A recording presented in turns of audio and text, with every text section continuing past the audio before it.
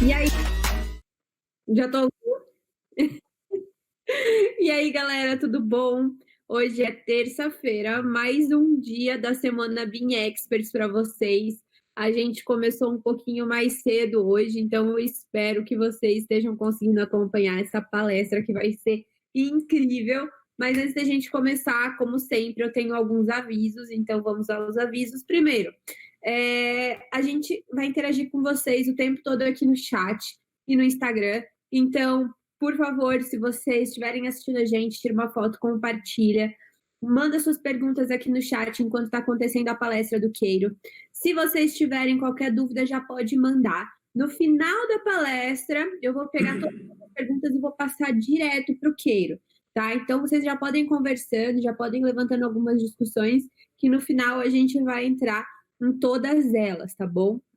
O segundo aviso que eu tenho é que amanhã, o horário que a gente vai começar vai ser às 3 da tarde. A gente vai começar às 3 da tarde, porque a gente tem um palestrante surpresa.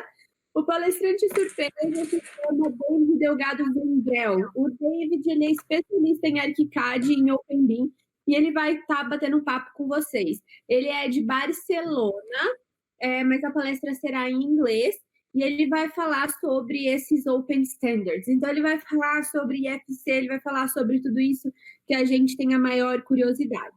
O terceiro aviso se refere finalmente ao mega desconto que a Panasonic, nossa patrocinadora, fez. Todos os participantes da Semana Bean Experts vão ganhar 25% de desconto por 3 meses. Isso porque a Panasonic, ela realmente quer abrir esse canal de comunicação com arquitetos, especificadores e engenheiros. Para quem não sabe, eles já têm todos os objetos BIM deles desenvolvidos dentro da BIM Object para todos os formatos. Então, se vocês ainda não baixaram, vocês podem entrar lá e baixar. E aproveitem esse desconto que a gente vai liberar o cupom para vocês até o final da semana por e-mail, galera. Então, fiquem atentos aí ao e-mail de vocês. O último aviso, lógico, é sobre o acesso ouro. Então, se você depois quer assistir de novo algum conteúdo, perdeu alguma coisa, as palestras elas ficam gravadas sim, só que elas ficam numa plataforma separada. E se você quiser ter acesso a essa plataforma, você tem que adquirir o acesso ouro, beleza? Mais detalhes vocês podem olhar no site. E agora a gente vai ter a palestra do Queiro. O Queiro, ele trabalhou num dos maiores escritórios de arquitetura do mundo. O Queiro, ele foi presidente da Asbeia, foi assim que eu conheci o Queiro, na verdade, foi por meio da Asbeia. E hoje ele está trabalhando dentro dessa área de otimização da mobilidade urbana, olha só que chique. E com isso ele resolveu trazer esse tema de garagens de alto desempenho, que é justamente como você consegue otimizar fluxo e principalmente otimizar espaço desses veículos todos, que ele vai trazer um pouquinho mais para você. Então, agora eu vou deixá-los com o Queiro. E, Queiro, você pode assumir agora, falar com o pessoal, todos seus. Quando terminar a palestra, a gente volta com as perguntas, beleza? Tá bom.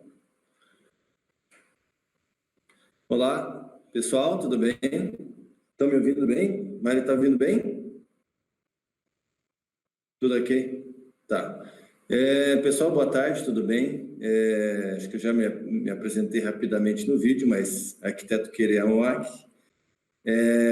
Eu venho realmente, a Mari me apresentou aí, montei um escritório antes de me formar, junto com a minha irmã, com meu pai, chamado Pro Arquitetura, mas eu tive um tempo aí, um ano fora desses meus 16 anos de proa lá no Japão, e após esse retorno aí, acabei me especializando mais no mercado imobiliário.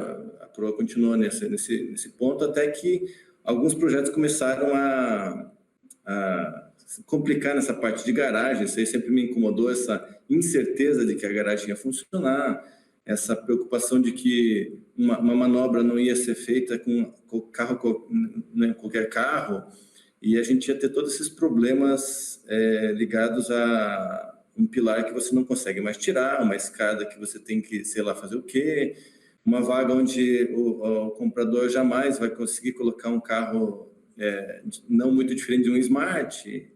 E assim foi acontecendo essa minha inquietação, né?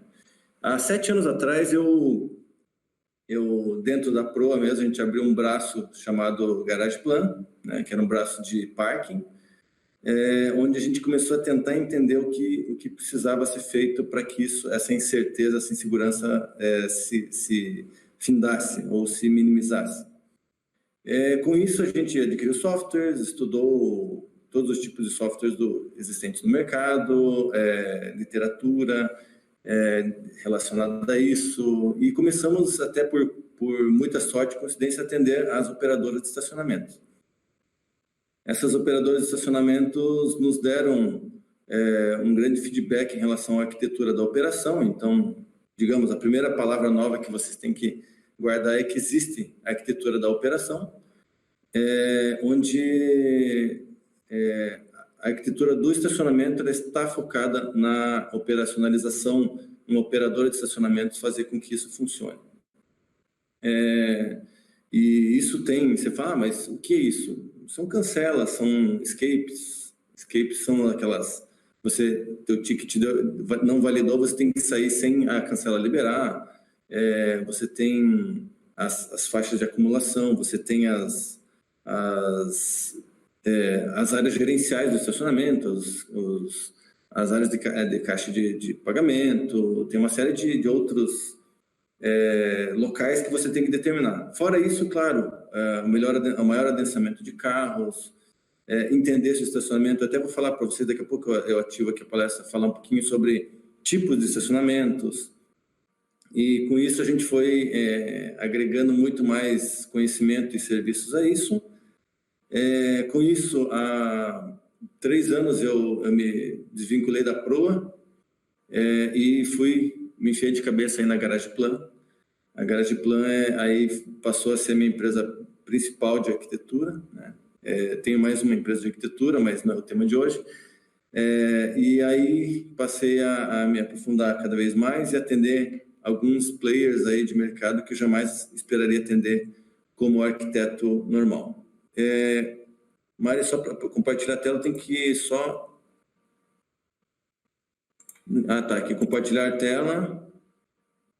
Compartilhar. Deixa eu ligar a apresentação. Cadê? Está... Tela cheia. Ok, gente, estão vendo aqui a apresentação? Oi? Ocultando. Ok. Tá bom. Tá todo mundo vendo, né? Bom, o tema de hoje, então, da palestra é garagem de alto desempenho, que a gente diz que é um diferencial no sucesso. Não é o ponto principal, mas ele necessita de uma garagem bem planejada para que o empreendimento seja de sucesso. Daí você vai pensar, pô, empreendimento do quê, né? Empreendimento comercial serve, empreendimento hospitalar serve, empreendimento residencial serve, empreendimento varejo, mercados, shoppings, supermercados também. Quer dizer, aquela frase americana, no park, no business, também acontece nessa frase aqui. Bom, eu estava falando que há 7 anos a Garage Plan surgiu, né, como um departamento específico, lá na Pro Arquitetura Integrada, a empresa a qual eu fundei, hoje ela faz 20 anos. A Quartona se tornou uma empresa independente, então foi nessa que eu me desvencilhei da Proa e fui para a Garage Plan. Hoje a gente atende nacionalmente, né? A gente tem tido algumas pré-consultorias fora do país, mas ainda nada definitivo, assim. Mas a gente tem total interesse e capacidade para fazer isso, né? Então, a gente atende hoje no norte, por exemplo, Belém é um grande mercado, no nordeste, Fortaleza e Recife, no centro-oeste, Goiás, ali, o maior empreendimento do centro-oeste ali foi consultoria nossa, sudeste, com certeza, São Paulo, Rio, Belo Horizonte, bastante, né? E o sul aqui, a gente tem grandes mercados como Balneário Camboriú, Curitiba mesmo e Porto Alegre, né? Conceito garagem de alto desempenho. Eu vou dar acho que vocês podem acompanhar, mas eu vou lendo e vou comentando com vocês. Ambientes para veículos cuidadosamente projetados para oferecer conforto, eficiência e segurança. A gente sempre trabalha com essas 3 palavras, tá? Acima do esperado pelo usuário. Estabelecer equilíbrio de áreas entre os agentes do sistema. Outra coisa que quero que vocês considerem, que eu vou falar bastante, é a questão dos agentes dos sistemas, né? Que são todos os veículos, pedestres e transeuntes do estacionamento, tá? Dando ênfase à otimização de espaços, a compatibilização de fluxos entre as vagas e vias dos mais diferentes tipos de usuários, tá? De veículos. Mantendo a devida preocupação estética. Quer dizer, a gente tem que fazer esse quebra-cabeça do estacionamento pensando de forma bem diferente. Então, uma rampa de carro não é a mesma coisa que uma rampa de veículos. Então, digamos, uma faixa que a gente considera segura para um carro não é segura para um pedestre, para um cadeirante. E por aí vai, né? Bom, sempre começo essa minha palestra aqui falando um pouco desmistificando o papel do automóvel no dia a dia.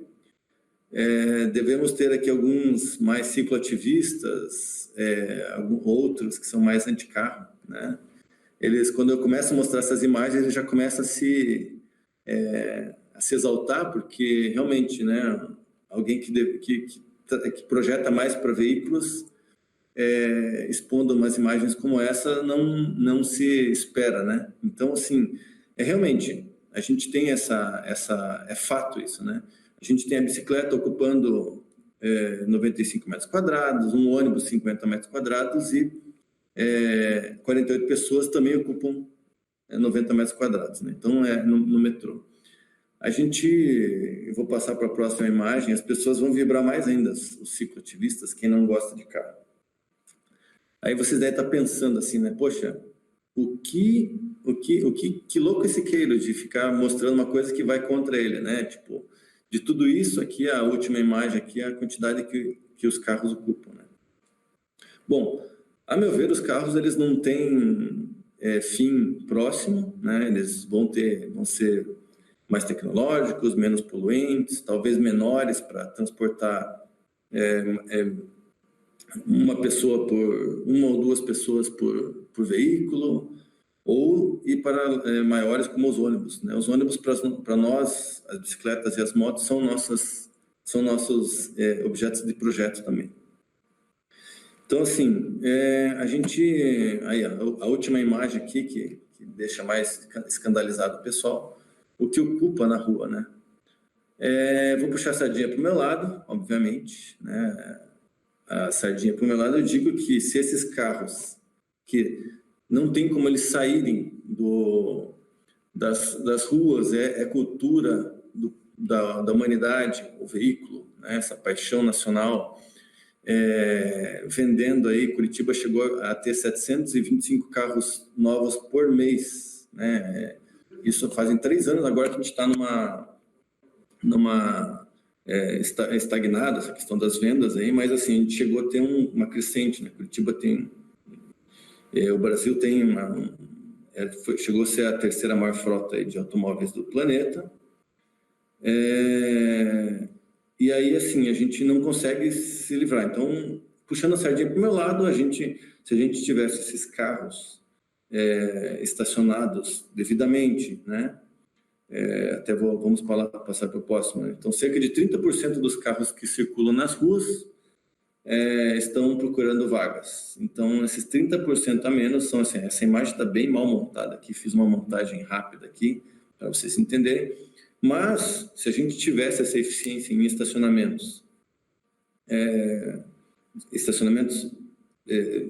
distribuídos em várias quadras, meios de quadra, sem aquelas estacionamentos paralelos às ruas, a gente teria esse ganho tranquilamente aí na questão de 252 metros quadrados, mais ou menos, né? Que a gente poderia transformar em vias de transporte público, ciclovias, calçadas, parklets, até motovias, né? Ninguém fala muito em motovias, mas eu acho que poderia ser uma uma via de poder estar com seus planejadores urbanos aí para que se criasse essas motovias. Mas assim, aí começa o estudo efetivo de garagens mesmo, né? O que poderia virar? Ruas mais vazias, então as ruas mais vazias, o trânsito fluindo melhor, edifícios garagens com essa configuração mais vertical ou subsolo, né? Sobraria um espaço para ciclovias, vias de pedestres, como essas imagens aqui ilustram aqui embaixo. Então, assim, quando a Mariana falou da questão que o estacionamento é um item da mobilidade, ele é realmente um item da mobilidade tão importante quanto os outros, né? Ele não pode ser descartado, então é nisso que a Garage Plan trabalha, tá? Vamos lá, mais algumas imagens, né? Então, assim, isso aqui é para mostrar que edifícios garagens não precisam ser feios, eles não precisam ser estoque de carros, eles podem ser objetos de arquitetura, né? Edifícios arquitetonicamente que embelezam a cidade. Então, aqui 2 exemplos de edifícios aqui, na Alemanha aqui, esse aqui na Europa, não sei onde mas assim, são edifícios que representam muito. Contribuem para a arquitetura local. Bom, falar um pouquinho das tipologias de estacionamento.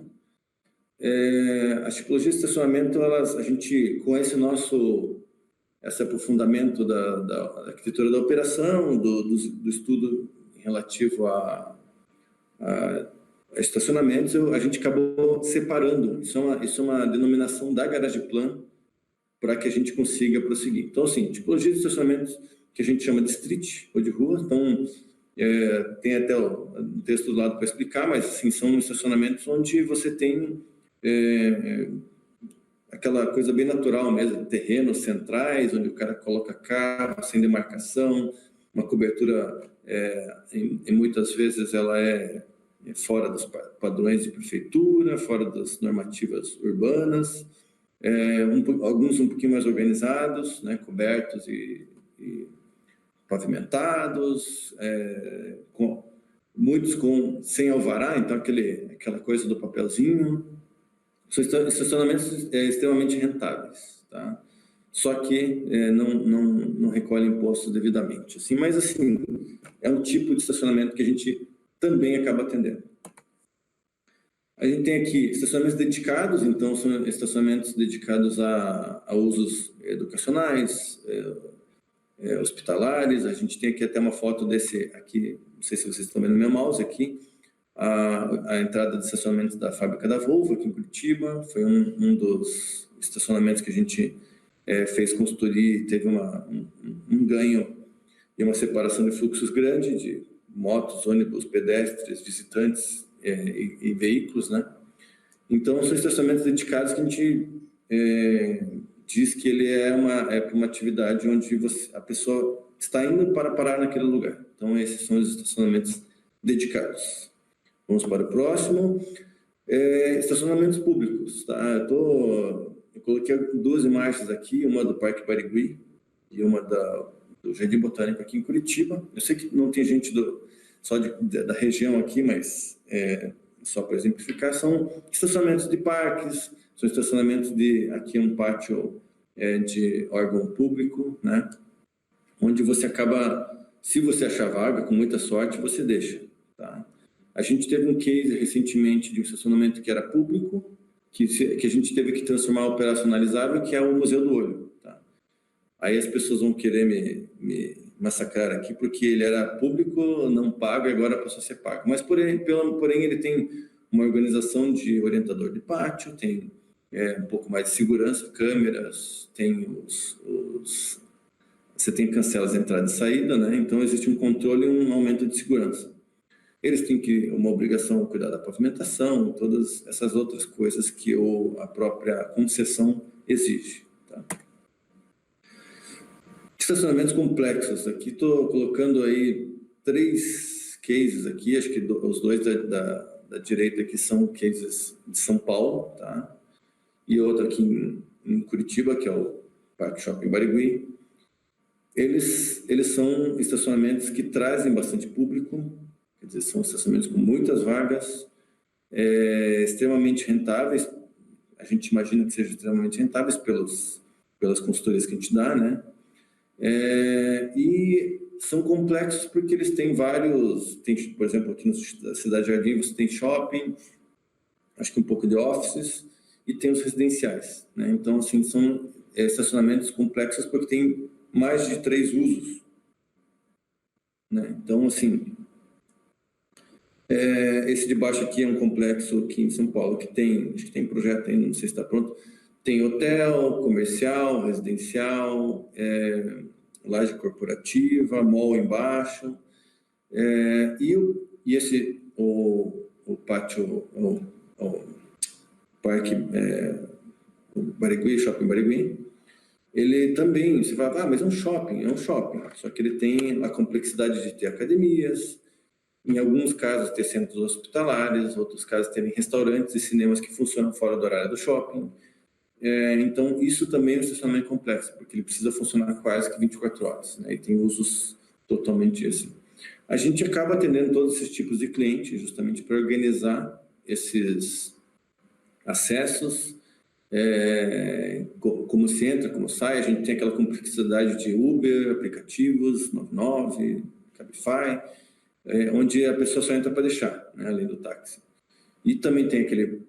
a gente tem edifícios, por exemplo, que são hospitalares, clínicas e residencial, e tem ambulância, e tem moto, e tem motorista particular deixando seu paciente, precisando achar um lugar para estacionar. Nós temos o morador que não quer cruzar com ninguém, a gente tem o dono do escritório que usa essas lajes comerciais, essas lojas, e não quer também, tem a sua vaga ali, já não quer ficar esperando. A gente tem que ter doca, a gente tem que ter vários outros tipos de acessos e fluxos dentro do estacionamento. Então a gente chama de complexo. Esse é um dos que a gente mais atende consultoria, e é isso. Seguindo, a gente tem os estacionamentos adaptados, que são parecidos com os estacionamentos street, né? São os estacionamentos dos strip malls, tá? Esses estacionamentos dos strip malls, eles são adaptados porque você não sabe que tipo de loja vai ocupar ali, que tipo de escritório que vai ocupar aqui em cima, e eles acabam sendo cuidados por aquele guardinha para que ninguém pare, que quem não vai usar o mall ali fique travando uma vaga o dia inteiro. É possível de operacionalizar, é possível de organizar, é possível ganhar vaga, é possível melhorar essa questão de comunicação, sinalização interna de trânsito, então isso é possível. Aqui em cima a gente tem aqui o restaurante Madaloso, não fazendo propaganda do cliente aqui, mas é cliente nosso. Um estacionamento que a gente atuou, está em fase de implantação, mas organizamos acessos, organizamos o layout de parqueamento, né? Parqueamento é uma palavra também que vocês não ouvem muito, mas é um dos itens que a gente usa, esse parqueamento. Então a gente tem esse relayout que a gente fez. Esse estacionamento é um caso tipo que a gente tinha 900 vagas de projeto antes da gente e 1.030 vagas depois que a gente atuou, organizando o fluxo de ônibus, de caminhões que vão entregar, de veículos, motos, etc. Então, assim, esses estacionamentos eles acabam sendo adaptados porque eles atendem a um fim que é um pequeno comércio, apenas um restaurante e por aí vai. Seguindo na tipologia de estacionamentos ainda, a gente tem os valet parks, que são os estacionamentos que a gente tem os manobristas, né? A gente não precisa da área de parqueamento, de deixar o carro próxima, né? E a gente também considera como uma tipologia. Mesmo assim, a gente atende consultoria para isso, porque a gente precisa adensar veículos digamos, de forma a ter vagas presas. Então, são esses veículos que a gente precisa adensar, de repente, um estacionamento próximo ao local desse valet, o máximo número de carros, mesmo que sejam manobrados. Tá? Bom, só fazendo seguindo aqui agora, a gente estava falando de frota lá no começo, né? A frota do Brasil em 2018, quase 68 milhões de veículos, né? 57 milhões, isso eu não estou nem citando caminhões, ônibus e vans, veículos especiais, tá? Quase 51 milhões de automóveis no Brasil. Tá? A frota curitibana é bem uma das mais de maior proporção de veículo por habitante, então a gente tem quase um pouquinho mais do que 1.400.000 veículos, 0,8 veículos por habitante, né? Só para citar um outro exemplo, na época de aula, 280 mil veículos circulam nas ruas. Quer dizer, não sei se todo mundo conhece Maringá. Maringá é uma cidade de 300 a 400 mil habitantes. Seria uma Maringá de carros voltando às ruas de Curitiba na época de aulas, né? Seria isso, esses 1.400.000 seriam 7.400 quilômetros em fila. Talvez não tenhamos quantidade de ruas para isso, pistas sim, né? Uma outra contextualização, a questão do vaga de estacionamento em Curitiba, não foi considerado vagas de hipermercados, hotéis, strip malls, que não são contáveis, elas não são vagas de operação cobrada, então a gente não consegue contar, tá? Bom, são aproximadamente quase 13.000 vagas de STAR. STAR é o estacionamento público cobrado. 13.000 vagas em estacionamentos formais, né? Então, estacionamentos que cobram, não aquele street, mas aquele que cobra, dá um vale tiquezinho com a hora que entrou, tal, quando você paga, te imprime a nota fiscal, tal. 6.000 vagas em estacionamentos informais, são os streets, tá? Isso aqui é bem estimativo, porque eles não são oficiais, então a gente não consegue contar, foi bem estimativo, junto com o pessoal da operação, tá? 15.000 vagas em shopping centers aqui na capital, né? Quer dizer, a gente tem aí um cenário aí de 50.000 vagas para 1.400.000, né? Sem tirar isso, vagas que seriam vagas de operação. Então tem muito mercado, muita falta de vaga para estacionar aí nas cidades brasileiras, e Curitiba não deixa de ser diferente. Vou um pouquinho agora para o que a Garage Plan faz, tá? A gente tem a lista dos 5 benefícios aí que eu vou ler rapidamente, porque depois eu vou ter imagens para citá-las, tá? Melhor. Prevenção de situações de risco, identificação de pontos críticos, a qualificação dos ambientes de maneira perceptível ao usuário.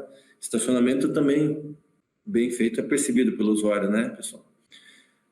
A promoção dos níveis de conforto, estética e segurança, a otimização dos recursos, evitando desperdício de espaços, isso é muito crítico para o mercado imobiliário, e consequente valorização comercial das áreas construídas. Quer dizer, o estacionamento ajuda a valorizar ou ajuda a acabar com o empreendimento. Bom, a prevenção de situações de riscos e identificação de pontos críticos que comprometem a eficiência do espaço. Isso aqui é um projeto nosso, Shopping Cidade dos Lagos, ali em Guarapuava. Nem tudo que a gente projetou foi implantado aqui, a gente já começa a ver algumas coisas que faltaram, mas a gente tem esse cuidado de sempre ter o caminhamento de pedestres do início até o fim, essa separação aqui apenas de pintura para organizar fluxo, a questão das sinalizações horizontais de piso, né? E as sinalizações verticais de trânsito, tá? Isso eu já avanço no item lá que a gente vai falar na frente, que é essa percepção do usuário. Então ele se sente seguro andando num ambiente que é bem sinalizado. Você sabe onde é que fica a saída, você circula menos sabendo onde é a saída, você circula na certeza sabendo que você não está na contramão, você circula tranquilo sabendo que aquela placa está te indicando onde podem ter mais vagas, onde podem ter menos vagas, se é para ir para lá ou se é para ir para cá, tá? Então, assim, isso é um item muito importante na nossa ciência estacionamento. Tá? Qualificação dos ambientes de maneira perceptível. Eu coloquei uma imagem, essa é uma academia lá em Belém. Tá? É engraçado que a logo dessa academia ela era verde piscina com cinza e branco, e a operadora embaixo ela era dessas cores aqui. E a gente teve que fazer esse carnaval ali embaixo, tentando deixar bacana, mas contextualizando com essa questão do gym e da academia e tal, tá? Então, assim, o objetivo é que a pessoa entre no estacionamento, saiba onde ela está, sinta-se confortável, segura, sendo vista pelo motorista, e o motorista também entrar sem ter que acender uma luz, sem ter que achar que ele está num lugar inóspito. Terceiro item, a promoção dos níveis de conforto, estética e segurança, são as 3 palavras que a gente cuida muito aqui no parque, né? Aqui tem uma imagem, é um empreendimento que a gente fez aqui em Curitiba, que está em obras ainda. É uma imagem bem ilustrativa, assim, não foi permitido fazer o parking design, mas assim, aqui é mais para mostrar que a gente tem faixas de pedestres, áreas de caminhamento de bicicletas e pedestres, bem diferenciada da circulação dos veículos, tá? Então, garagens mais simples e iluminadas, que a gente busca essa questão do conforto, tá? A sinalização vertical, a sinalização horizontal, buscando uma boa iluminação e essa demarcação toda, tá? Então, conforto, estética, segurança, principalmente para o pedestre, tá? Claro, toda essa sinalização é feita para que a gente não tenha sinistros, né? Até eu coloquei o Madalosso lá como um cliente nosso, lá o restaurante que tinha 900 e foi para 1.030 vagas. Eles nos fizeram um depoimento para nós, onde teve uma redução de 80% do número de sinistros internos no estacionamento, tá? As colisões internas. Então, a organização de fluxos e o layout ajuda nessa redução também na valorização do estacionamento. Otimização dos recursos, que aqui é uma planta de mercado imobiliário, tá? Aqui da esquerda é como veio do escritório, nada contra o escritório, eles tentam resolver, né? E aqui é como ficou. Nós, aqui na nossa consultoria, a gente coloca as vaguinhas azuis como as vagas relocadas, né? Então, elas foram mudadas de posição. E as amarelinhas com cor de ouro, as vagas ganhas. Então, a gente teve ganho de vaga e, principalmente, teve ganho de vagas livres, né? Então, a vaga livre, onde você não precisa manobrar, é super valorizada, tá?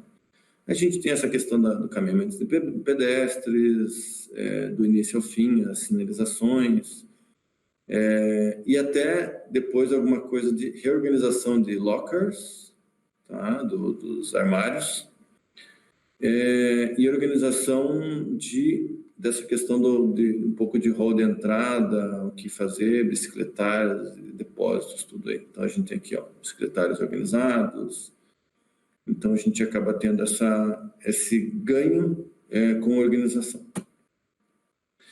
A consequente valorização comercial das áreas construídas, esse aqui é um empreendimento também lá em Belém, né? O cliente ele é bem focado no parking design, ele queria realmente um ambiente onde a gente tivesse pacote completo aí do parking design, que é segurança, sinalização vertical, sinalização horizontal, faixas de pedestres com bastante segurança. A gente não está estreitando pista aqui para fazer, a gente está mantendo as pistas de legislação, mas delimitando uma área onde o pedestre respeite e o carro respeite ele. Essa sinalização aqui de halls de entrada, demarcações estratégicas de publicidade, demarcação estratégica de contadores de vagas, tá?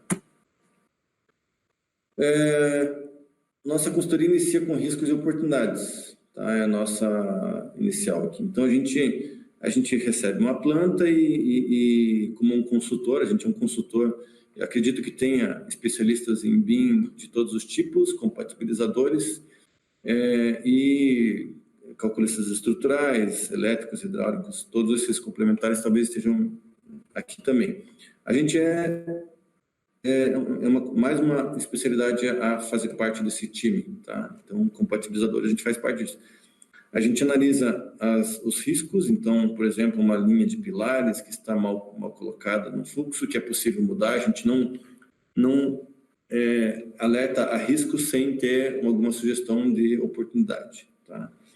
E tem outros lugares onde a gente demarca oportunidades ou de ganho de vagas, ou de reorganização de fluxo, ou de ganho de áreas de armários, ou troca de uma área por bicicletário e por aí vai, tá? Os agentes que eu falei para vocês lá atrás, pedestres, bicicletas, os próprios veículos, os cadeirantes, as motos, as vans, os ônibus e os caminhões, e o integrante mais novo aqui, o patinete, são agentes do ambiente de garagem, hoje, sim, considerados por nós.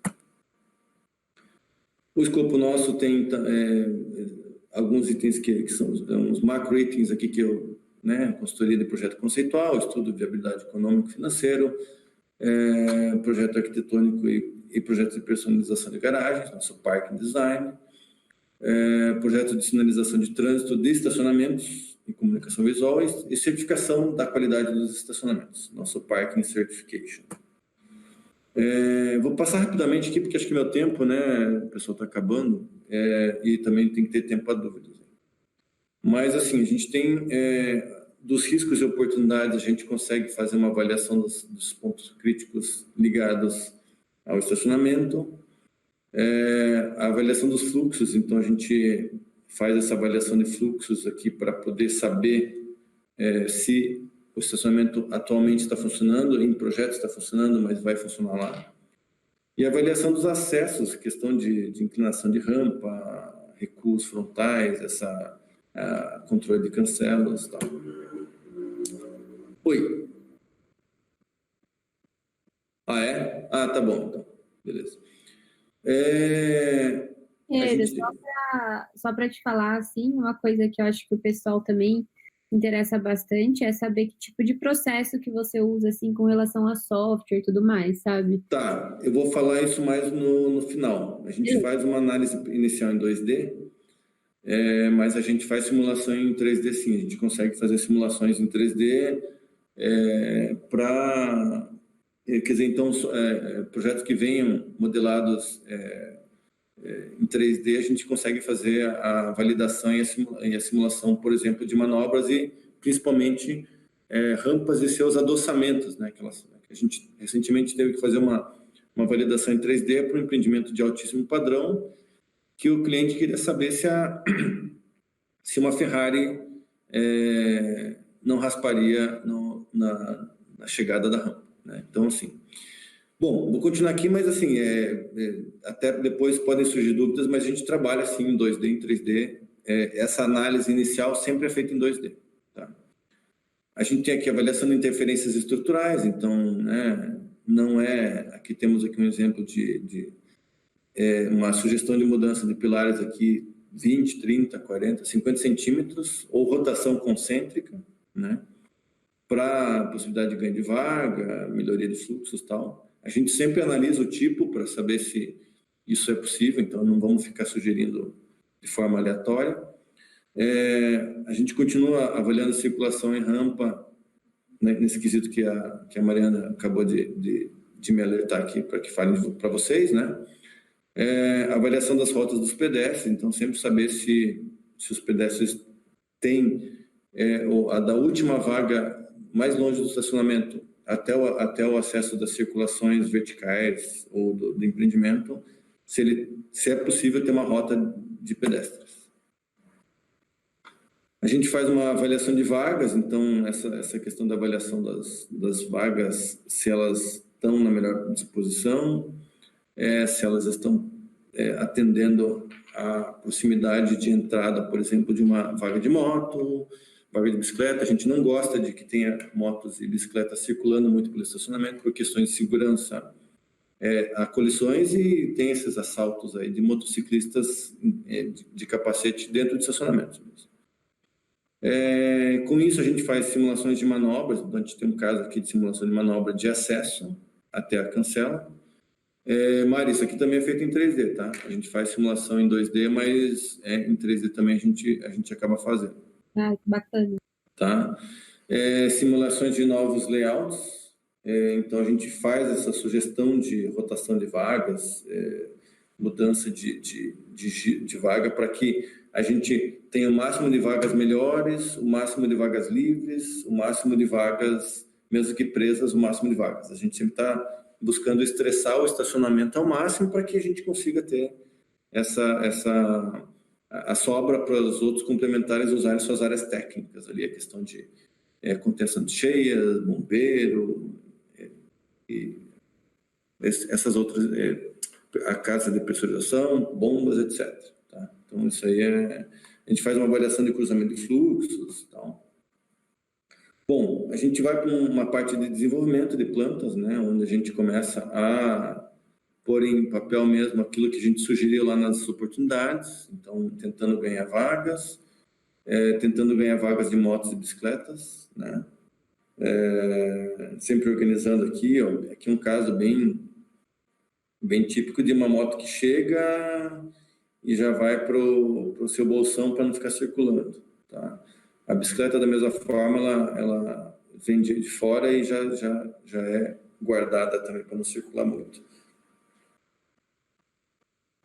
A gente busca aqui essa área de circulação de pedestres, e com isso tudo em plantas esquemáticas para que a gente consiga discutir com a equipe técnica essas sugestões. Na parte de desenvolvimento de plantas ainda a gente faz esse detalhamento das cancelas que eu falei lá atrás, da arquitetura de operação, que uma cancela nem sempre é simplesmente, coloca ali a cancela que ela funciona, você tem toda uma área de giro, uma área de arrasto do carro, que a gente simula, para que o carro, quando virar, não bata numa cancela, né? Ele derruba a cancela antes de pegar o ticket, né? Então, assim, não dá. A gente acaba fazendo essa parte de setorização do pavimento por exemplo, aqui foi um caso que a gente não teve ganho de vagas nessa área, que a gente acabou fazendo um novo layout para outros tipos recompensando algumas áreas que a gente pegou de lazer, de administração, de vestiários para outras vagas e acabou adensando aqui no meio. Tá?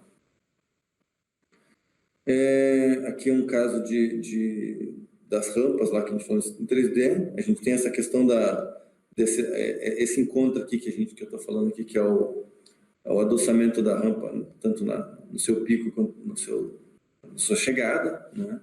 Essa validação em 3D, Mari, geralmente a gente sugere uma altura mínima para que vans passem, né? As vans são as piores em estacionamento. Tá? Vans, quando eu digo ambulâncias, são as piores, né? Elas não podem colidir com estrutura de forma alguma. A gente tem continua assim com essa questão da avaliação de acessos, a gente está falando essa possibilidade de acessar e já descer, já circular pelo estacionamento, tudo totalmente ligado a um risco, uma oportunidade que a gente apresentou lá atrás. A gente tem essa briga com o pessoal de projetos de prevenção, né? Que a gente faz uma sugestão de mudança de hidrantes, vão querer me matar aqui, mas não muito hidrante, mas mais extintor, tá? Para que a circulação do pedestre seja garantida. A gente está cuidando do pedestre, sim. Aqui o famoso escape, por exemplo, um exemplo de escape, essa cancela não abriu, esse carro ele pode convergir aqui para validar seu ticket. Aqui é a mesma coisa, tá? Cancelas reversíveis aqui embaixo, um caso bem típico. Esse escalonamento de cancelas de forma escalonada para que a manobra dos carros seja possível de acessar todas elas e elas poderem convergir de volta para um fluxo único. Depois disso, a gente vai para o projeto de sinalização de trânsito, que eles estão ligados ao fluxo, né? Mas o fluxo de veículos, pedestres, ele denomina essa questão da posicionamento das placas de sinalização em planta, né? E elas, claro, detalhadas aqui para a gente dizer placa 0025 é aqui e é essa aqui. Então, assim, a gente começa a demarcar essa sinalização vertical nos estacionamentos Às vezes não são placas apenas, são pilares pintados, são placas presas nas lajes, nos vários lugares, assim, né? Então, isso aqui é uma continuidade do processo aqui, tá? Então, falando bastante de processo. A gente tem os projetos de sinalização de trânsito.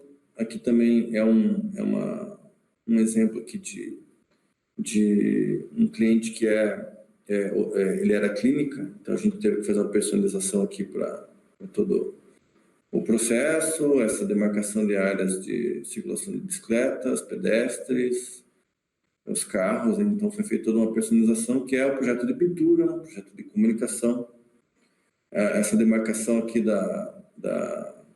de painéis publicitários, e esse posicionamento de contadores. Você fala, contadores de vaga, mas tem aquele tipo que fica em cima da vaga. Tem vários tipos de contadores de vaga. A gente faz esse tipo de projeto também. Gente, eu estou quase encerrando aqui, faltam alguns slides. Aqui são alguns cases de projeto de estacionamentos nossos, tá? A gente tem esse estudo que a gente fez para a PUC, aqui no Paraná, que está em estudo ainda, infelizmente. Tá? O edifício garagem, contextualizando bem com a cidade. Esse é um projeto que está em obra, em execução, que é um estacionamento de atendimento à Igreja Católica. Tá? Então, é um estacionamento que vai atender as missas aí, novenas e tal. Mesmo caso desse aqui. Tá? Esse aqui é um estacionamento que a gente fez lá em Rio Grande do Sul também, que tem todo esse projeto escalonado de cancelas, e uma parte de revestimento de estacionamento. Infelizmente, ainda não foi feito. Aqui são alguns cases, por exemplo, de projeto, né, que foi esse caso dessa imagem aqui, e como ele ficou em loco. Então, assim, projeto de pintura de piso não é apenas você pintar as vagas, e sim demarcar circulações de pedestres, demarcar as vagas e demarcar uma série de outras comunicações. Então, não é só demarcar vaga de prefeitura. Aqui em cima, desculpa, também é um projeto, né, de sinalização, onde a gente tem a sinalização em pilares, que eu falei, a sinalização de pedestres e vias. Aqui é um caso desse mesmo cliente, só que aqui é já um shopping que está pronto, né? Eu até acabei misturando um pouco as fotos aqui, peço desculpa. Mas, assim, um car wash aqui, que a gente fez a personalização. A gente tem aqui, acho que mais uma foto com não tem. Uma foto que é uma brincadeira aqui da subida da rampa, onde, em determinado ponto, você conseguia ter uma coincidência que virava uma letra ali que indicava que você subia, né? Aqui é o edifício, a gente tem... esse shopping aqui já está pronto, também pintado, com fotos menores. Aqui a gente tem mais alguns cases de projeto. Então a gente não trabalha só para carros, a gente trabalha para caminhões, então parte logístico. Aqui é um mega posto, onde tem essa parte de veículos, abastecimento, mall. No fundo lá tem cancelas aqui, ó. É o mesmo projeto. Central de cargas, mas assim um posto de abastecimento, oficina, estacionamento de caminhões. Então você acaba trabalhando, né? Foi um projeto bem bacana, que o fluxo determinou a arquitetura e não a arquitetura determinou o fluxo, tá? Então, o melhor fluxo de caminhões foi o que fez com que sobrasse as áreas para você adaptar a arquitetura. Aqui é um edifício garagem de uma indústria automotiva aqui para atender a sua área de engenharia, ainda não avançou. Aqui é um edifício de estoque de carros, tá? 6.700 carros aí. Aqui um hall, já uma obra nossa, já concluída aqui, então uma personalização, parque design. Um exemplo de sinalização vertical aqui nosso, mais um projeto de pintura. Aqui está aqui a brincadeira aqui da coincidência de subida da rampa. A gente tem alguns projetos de edifício garagens em tramitação, aprovação, início de obra. Aqui é um caso de uma padronização da construtora. Aqui é uma obra que a gente também iniciou pela consultoria de pátio, foi para arquitetura industrial aqui, não foi totalmente, e agora a gente está executando a obra. Acho que é isso, gente. Acho que deixo aqui meu contato, deixo meu meus e-mails, o site, quem quiser entender mais. Acho que a Mari, só para concluir, a gente usa softwares ligados ao Autodesk, né? Que funciona em Autodesk, mas funciona em outros, que é o ParkCAD e o AutoTurn. Existem vários outros softwares desse tipo, a gente se adaptou mais a esses. A gente buscou entender mais esses softwares, todos eles trabalham em 2D, em 3D, e a gente consegue fazer parte do BIM aí, cuidando desse ambiente tão esquecido aí pelos arquitetos, pelos empreendedores, e que hoje é um item de diferenciação muito grande. Obrigado, gente. Você falou o nome do software, é ParkCAD? ParkCAD e AutoTurn. Entendi. Tá bom. Deixa eu só passar aqui para o pessoal, se eles quiserem saber. ParkCAD e AutoTurn. Aqui. Daí a Thais pegou aqui ArchiCAD, mas você também usa o ArchiCAD, né, Keira? Eu não uso o ArchiCAD. Você usava o Revit? A gente usa é que assim, o AutoTurn é um aplicativo que funciona em vários outros. Então ele funcionaria em ArchiCAD, mas a gente usa ele em base do Revit. Entendi. Vocês usam ele em base no Revit. Beleza. Aqui tem uma pergunta da Lucleia Silva. Ela quer saber como é que é mais ou menos o seu workflow e como que se dá a sua interação projeto-obra. Tá. Bom, o workflow nosso, da nossa consultoria, ela começa, acho que talvez eu tenha perguntado antes, né? Obrigada pela pergunta, mas ela começa realmente numa avaliação do que chega do anteprojeto, do estudo, tá? Seja qual ele for. Mas assim, ou a gente faz a avaliação do que tem, ou em alguns casos a gente recebe o negócio sem demarcação de vagas nenhuma, só a estrutura, por exemplo, mal rampa tem. Então a gente acaba fazendo essa análise inicial, onde a gente realmente fica somente na mão dos sócios aqui, eu e o Ricardo, os arquitetos aqui, para a gente fazer aquela análise de oportunidades e riscos e oportunidades de estacionamento, tá? Com isso, a gente consegue estimar a nossa quantidade de horas demandadas para o resto da consultoria. Mas, após riscos e oportunidades, a gente vai para essa análise de fluxos. Da análise de fluxos, a gente vai para possibilidades de relayout. A gente volta para a análise de fluxos com essa possibilidade de layouts. E aí, isso validando, a gente faz uma validação de simulação de manobras. E daí, da simulação de manobras, a gente realmente vai para o detalhamento, demarcação de sinalização vertical e horizontal, e a gente faz essa finalização aí com esse casamento do melhor layout com o fluxo, para fazer a comunicação visual e fazer o parking design mesmo, que é aquela personalização da garagem. Não sei se está respondido. Acho que sim. Uhum. E daí eu tenho uma pergunta, assim, né? Pensando em toda essa complexidade que você tem de workflow e até na própria complexidade que você está ligado com relação ao próprio projeto em si, como que você vê essas novas tecnologias e como que elas influenciaram, né, nesse processo, nessa nova estrutura nessa estrutura que vocês trabalham hoje? Porque antes era tudo muito manual, né? Ainda tem muita gente que não sabe muito bem como fazer esse projeto de garagem, tanto que você até comentou uma vez que grandes escritórios e construtoras acabam contratando o serviço de vocês, né? Sim. Então, como que funciona, assim, como você vê o impacto da tecnologia nessa sua área de atuação específica? Olha, quando a gente iniciou, Mari, quando a gente iniciou a Garage Plan nasceu lá 7 anos atrás, a gente também tinha essas dúvidas. A gente iniciou fazendo uma simulação de manobra in loco, pra você ter uma ideia. Então, assim, daí a gente foi... Não, isso não é viável, a gente tem que simular antes, né? Então, a gente foi buscar os softwares que faziam isso, foi tentar... A gente demorou bastante mesmo para saber tirar deles o máximo, né? Acho que a gente nem tira o máximo deles, mas ele é uma grande ferramenta de validação que os projetos se utilizam hoje, né?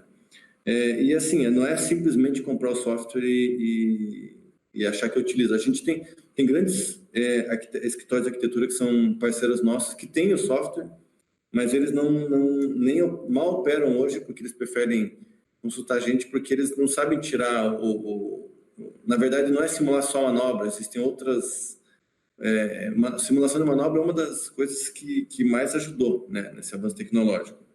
Mas realmente o conhecimento, a possibilidade da gente ter contato com os outros, existe, né, os grupos de especialistas em estacionamentos, essa troca de informação no exterior, essa literatura, toda essa questão fez com que a gente tivesse esse ganho antecipado em projetos muito mais rápido. Bacana. Tem mais uma outra pergunta aqui, que essa é bem legal. O Marcelo Rosbach mandou aqui, ó, quais as ações de marketing para esse produto que você tem no seu escritório? Porque, querendo ou não, é um nicho super específico, né? Então, como é que vocês fazem para abordar os clientes de vocês, assim? Porque, querendo ou não é uma coisa que as pessoas chegam, assim, o público em geral nem tem conhecimento desse nicho. Porque é bem específico. Então, como é que vocês fazem até para, não só para ação de marketing em geral, porque eu imagino que a demanda já seja bem alta, mas até como é que vocês fazem para trabalhar direto com os clientes, né? Como é que vocês vendem isso? Tá. A gente Como é que funciona? Tá. Começando, assim, a nossa ação de marketing começou realmente no boca a boca, né? E no início lá a gente sentiu a necessidade de demonstrar um escopo de serviço totalmente novo, né? Então, uma pessoa que nunca, né, as incorporadoras nunca contrataram um especialista em garagens. Existem projetistas de edifícios de garagens, mas especialista em consultoria não. E a gente foi usando o marketing como vagas ganhas, tá? Então, assim, até 2016, final de 2016, nós fizemos uma contagem de quantas vagas a gente havia feito consultoria e quantas vagas a gente tinha ganho. Então, assim, a gente depois não autorizou mais, tá, Mari? Mas tô devendo esse número para vocês. A gente, até 2016, a gente tinha consultado mais de 40 mil vagas, tá? E ganho mais de 6 mil vagas. Então, assim, a gente começou a trabalhar com a isca principal é o ganho de vagas, sabe? Mas a gente sabe que todo estacionamento tem melhoria, né? Às vezes ele tem ganho de vagas, às vezes ele tem ganho de vagas livres, que eu falei, às vezes ele tem um ganho enorme em uma redução da quantidade de rampas. Então, a gente começou a trabalhar de uma forma bem mais técnica, esse marketing, e começou a entrar em clientes, principalmente clientes maiores, que tinham problemas maiores de estacionamento. Então, eu falei no começo da palestra de que a gente, com a GaragePlan, acabei entrando em clientes que eu jamais imaginaria entrar como arquiteto de um grande escritório, né? A gente atende as maiores redes de shoppings, de mercados, as maiores incorporadoras entendem hoje o serviço assim, porque elas tiveram o seu histórico de problemas. Então, assim, acho que elas acabam entendendo o nosso serviço mais pelo medo, pela aquela lembrança do medo, do que pelo medo de continuar tendo problema, do que pelo lucro. Claro que tiveram incorporadores que chegaram para nós porque assim, para mim vaga é dinheiro, eu preciso mostrar lá na bolsa de valores que eu estou tendo mais lucro e é o que eu preciso de mais vagas. Mas a maioria é mais pelo medo, assim, a gente acabou entrando por essa questão de fazer dar esse suporte de conforto em projetar das incorporadoras. Tem mais uma pergunta aqui, ó. Então, quais os custos e a situação econômico-financeira que eu devo levar em conta? Eu acho que foi essa mesma pergunta, né? Tá, você falou no finalzinho, né? Foi. A GaragePlan trabalha por uma estimativa de horas que a gente acaba demandando mesmo por projeto estimado mesmo, assim, né? Tem projetos que a gente resolve super rápido, tem projetos que as coisas ficam mais morosas e até chegam a nos dar um pouco de prejuízo, mas a gente trabalha por estimativa de horas por histórico, né? A gente tem softwares que mensuram, eles somam as horas trabalhadas de cada profissional, a gente consegue ter uma média ali e a gente trabalha mais ou menos não é por metro quadrado, é muito mais por horas do que por metro quadrado. E, finalmente, a Juliana Mizumoto perguntou se vocês recebem tudo modelado. E como é que vocês recebem esses modelos, né? Você falou que vocês trabalham bastante em 2D, mas em alguns casos vocês recebem em 3D, e daí você contou também que vocês têm um ciclo trabalhando no Revit, né? Que você consegue trabalhar junto com o GaragePlan. Então, como é que vocês geralmente recebem isso, assim, na média? Ainda a maior parte em 2D. E quando recebem modelos Revit ou 3D, como que é a qualidade, como que é a entrega, como é que funciona? Assim, a gente recebeu poucos projetos em Revit. A gente tem recebido alguns agora mais recentemente, mas assim, para avaliar a qualidade da modelagem, na maior parte dos casos, Mari, a gente acaba remodelando o recebido para garantir que não tem nada de errado, sabe? A gente acaba fazendo uma remodelagem mesmo em Revit mesmo para poder validar se aquilo está certo com o projeto, assim, sabe? Até porque a gente tem que dar garantia de que um carro não vai raspar em cima ou não vai raspar embaixo. Acho que de perguntas... tem mais uma aqui, ó. Como que vocês lidaram com a crescente demanda de trabalho a nível de equipes de trabalho com relação a essas grandes empresas? Assim, até, me lê a pergunta de volta que eu... O Lucas Sodré, como vocês lidaram com essa crescente demanda a nível de equipes de trabalho? Porque, por exemplo, quando você recebe um projeto de uma grande empresa, que nem um shopping ou um supermercado, né? A demanda aumenta muito. Como é que vocês lidaram com isso internamente? É que assim, a demanda, ela aparentemente pela escala do projeto, ela parece que aumenta, né? Mas incrivelmente a gente, como os escopos de entrega hoje são diferenciados, o shopping ele não quer simulação de manobras vaga a vaga, por exemplo, que é um dos nossos produtos, tá? Então ela quer só que a gente preste a consultoria mostrando para eles como é que vai funcionar o estacionamento, quantas vagas eles vão ganhar, por exemplo, em mercados, quantas vagas onde tem aqueles carrinhos de compra, como é que eles vão ficar, enquanto que num projeto menor, que é de uma incorporação, onde tem um edifício, tipo edifício garagem do empreendimento, eles querem sim validar cada manobra para poder garantir a sua venda. Então, assim, a quantidade de trabalho, às vezes, até ela se equilibra, assim, sabe? Porque o shopping é uma entrega mais simples e direta, enquanto que, no caso de uma incorporação, eles querem um negócio mais esmiuçado. Então, assim, não há muita diferença dessa demanda de equipe para um shopping ou para um empreendimento menor, sabe? A gente criou... os entregáveis nossos são diferentes para essas duas escalas de estacionamento. O pessoal ficou impressionado aqui com as melhorias que esse serviço promete. E daí o Rodrigo Fonseca falou, como que acontece esse ganho de vagas? Porque 15% de ganho de vagas é muita coisa. Então ele quer saber a mágica que você faz e o que basicamente vocês verificam. Então, se vocês verificam fluxo de veículos, largura de vaga, fluxo entre pavimentos, como é que isso funciona?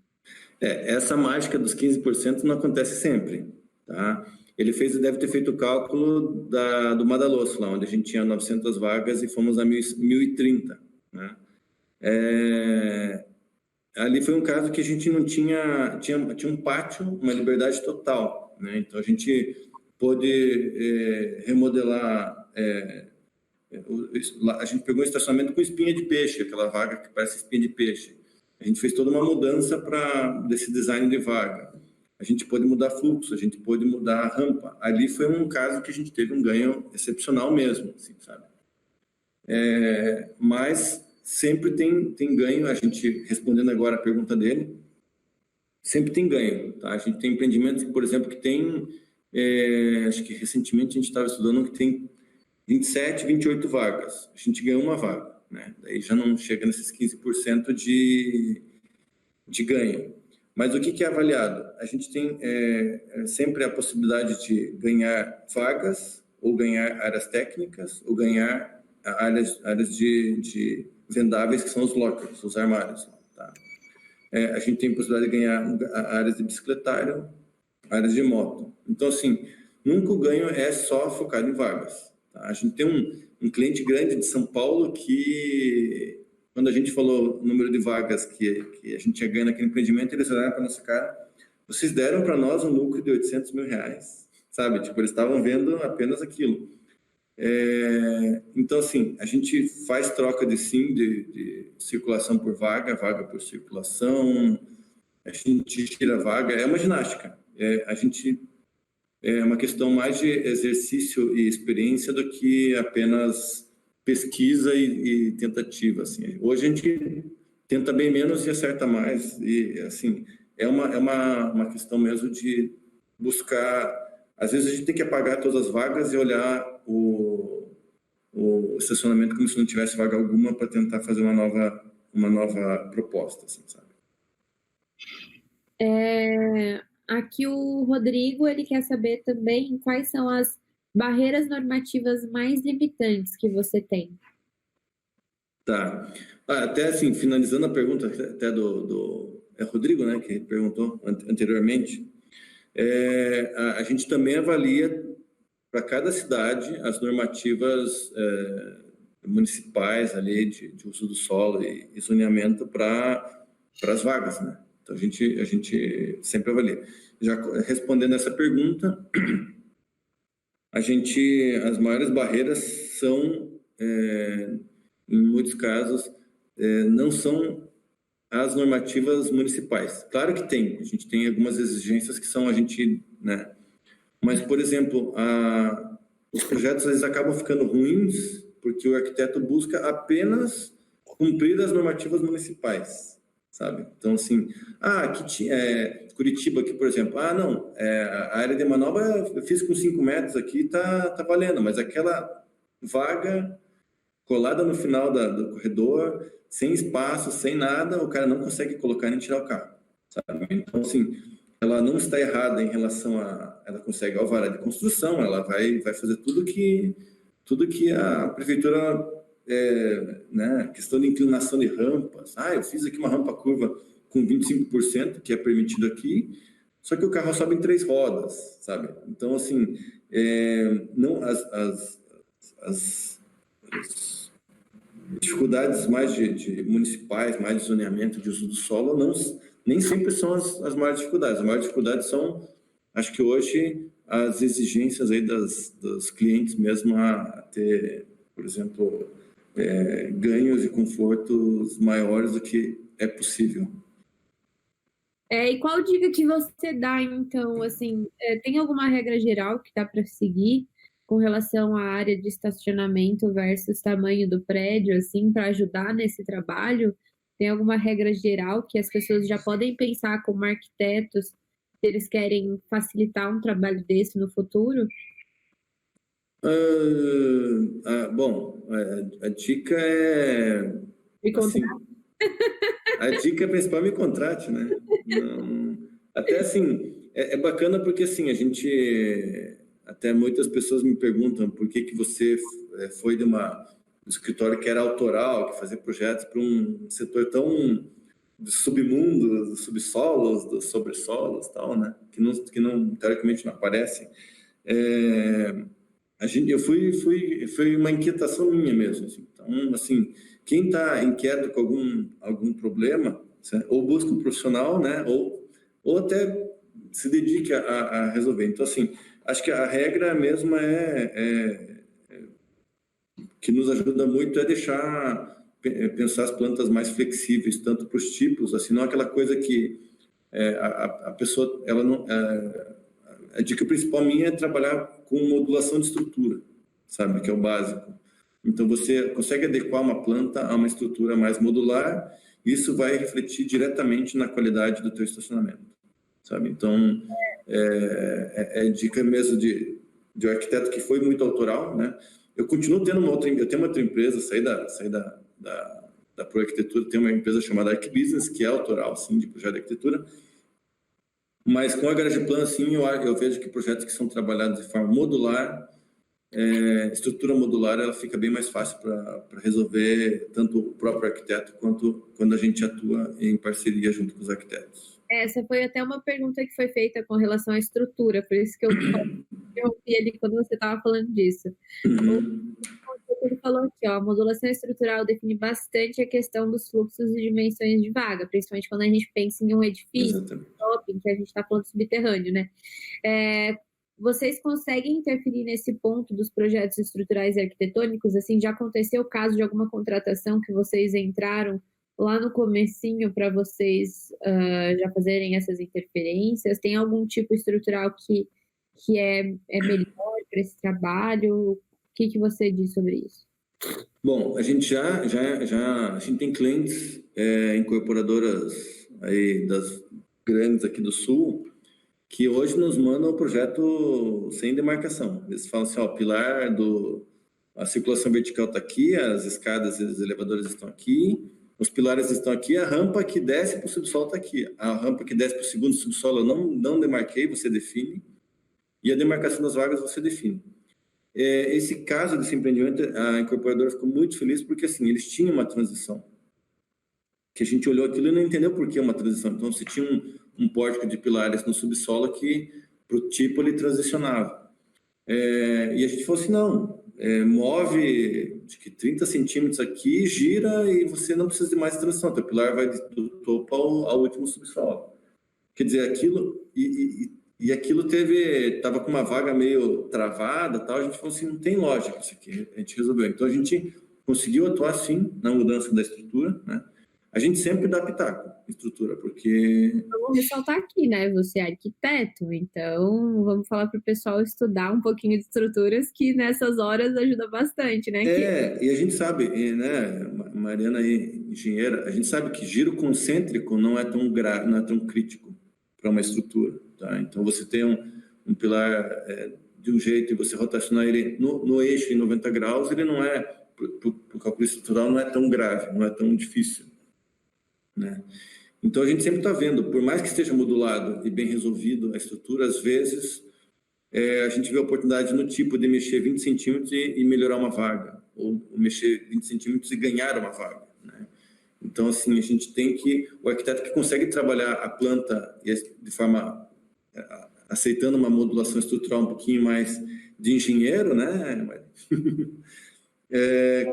Consegue resolver depois uma planta, ou se a GaragePlan atuar, ela consegue ter o máximo de ganhos. E quando a gente fala em um ganho de uma garagem, né?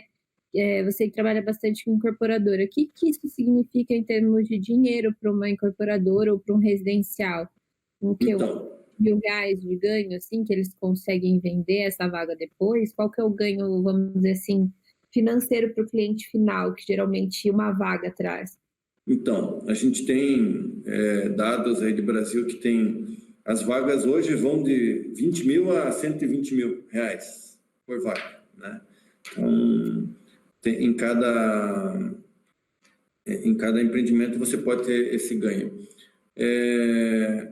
Assim, para nós, a incorporação, ela vai, tipo assim, o projeto ele contemplaria, por exemplo, um subsolo, um terreno retangular de 50 por 40, sei lá, 50 por 100, ela teria um subsolo, né, retangular, tirando os recuos dessas dimensões. Quer dizer, se o projeto contemplava nesse subsolo lá X número de vagas, né, e se a gente, nessa consultoria, conseguir fazer X mais 10 vagas, ele teria o custo de construção igual, só que ele tem mais vagas pelo mesmo metro quadrado construído. Então, assim, as incorporadoras veem muito valor, sim, nessa preocupação, tá? Porque, assim, se a gente tem um caso de empreendimento que a incorporadora nos contratou muito tarde, tá? Então, ela já estava com o processo de alvará, quase alvará de construção quase liberado, e a incorporação já em andamento, tá? E o edifício já tinha sido pré-lançado. Então, já tinha interessados naquele projeto, naquelas unidades, e a gente entrou. E aí tinham ganhos de 8 vagas, 2 vagas eram 4 pisos de subsolo, tinha um ganho de 8 vagas. As vagas que eles vendiam custavam R$120 mil. Então, a gente está falando num ganho de R$960 mil no mesmo subsolo que eles tiveram que construir. Eles optaram por não mudar, né? Mas dali para frente eles nunca mais largaram a gente, porque eles falaram: nossa, a gente construiu os mesmos 4 subsolos e deixamos de ganhar R$960 mil. Vender, né? Por 900. Então, assim, isso para eles é muito importante, porque o custo não vai mudar. O que vai mudar é a densidade de vagas naquele mesmo metro quadrado. Sem dúvida. E daí o Rodrigo, ele está bem interessado aqui. Que bom, Rodrigo. Vocês conseguem negociar financeiramente o ganho de vagas com o cliente, pensando nesses valores aí que você tem por vaga? Infelizmente, não. O cliente, quando a gente chega, a gente já chegou a negociações: mas a tua consultoria está muito cara. Eu falei: bom, se você quiser trocar a minha consultoria por um percentual de vagas, eu aceito, né? Nessa hora, eles fogem. Então, eles sabem que não vale muito a pena, porque eles sabem que eles vão estar tendo maior parte do lucro, eles preferem pagar consultoria de estacionamentos mesmo. Aqui, o pessoal da NOA agradeceu bastante essa sua dica do giro concêntrico, falou que é uma ótima dica para discutir com o calculista. Ah, legal. E o pessoal está elogiando bastante aqui, ó. O Lucas falou que é uma visão muito bacana, essa visão holística, e o Marcelo falou que é uma excelente visão do mercado. Então, assim, o pessoal gostou bastante. Valeu, Marcelo. Mas eu acho que não tem mais nenhuma pergunta nesse sentido. Eu só queria te agradecer muito, muito mesmo pela sua presença hoje, Queiro. Eu adorei a palestra. Você, né, Mari? Nem você sabia direito o que eu estava fazendo, né? Então, foi bom pra mim, na verdade, porque eu sempre falava pra você: nossa, Queiro, mas me explica direito como é que funciona isso de garagem. Porque parece até aquela mágica do chocolate, né? Corta o chocolate e tira um pedaço e fica a mesma barra. Parece aquela mágica do chocolate com as garagens. Mas agora ficou bem mais claro e mais fácil de entender, assim, que realmente é um trabalho muito bacana. Então, parabéns aí. Obrigado. Galera, se vocês quiserem entrar em contato com o Queiro, ele deixou os contatos aqui. Queiro, se você quiser, me passa de novo tudo por WhatsApp, que eu colo aqui no chat para o pessoal salvar mais fácil, quem não conseguiu tirar print screen. E, galera, é isso. A palestra do Queiro agora terminou. Se vocês tiverem mais alguma dúvida, vocês podem mandar para a gente, ou então mandar direto para o Queiro no e-mail dele, tá? Vocês provavelmente vão querer entrar em contato com ele, porque realmente ele consegue trazer um ganho para o projeto muito grande. E é isso, agora a gente vai ter um pequeno intervalinho aí. A próxima palestra vai ser às 7 horas, vai ser a palestra do Fabrício Ferreira. E é isso aí, galera. Queiro, se você quiser acrescentar mais alguma coisa, fica à vontade. Não, pessoal, não sei de que áreas que são todos aí, mas assim, a Garagem está aberta para parcerias, tá? Para a gente tocar grandes projetos juntos aí, grandes e pequenos projetos juntos, tá? A gente está nesse ramo aí há 7 anos, com muita dedicação e busca mesmo por essas melhorias, tá? A gente está aberto aí a dúvidas, questionamentos, e principalmente indicações. Tá? A gente sempre trabalhou em parceria com muitos arquitetos. Isso fez com que a gente, para muitos empreendimentos, A gente trabalha, por exemplo, vou citar um nome aqui, que é o Manuel Dória, que é dos shoppings, aí, que é um dos maiores arquitetos de shoppings do Brasil, né? Ele deve ter mais de 40 shoppings no currículo. Já projetou muita garagem e hoje ele chega para o cliente e fala assim, não, quem entende de garagem, eu entendo de shopping, a Garage Plan entende de garagens e a gente tem feito uma parceria bem bacana em vários projetos. Tá? Então, a gente realmente está focado nessa especialidade. Se vocês se sentirem confortáveis em buscar a gente está super aberto a essas parcerias. Obrigado pelo tempo dedicado aí, Mari, obrigado a toda a equipe aí. Foi bem bacana aí.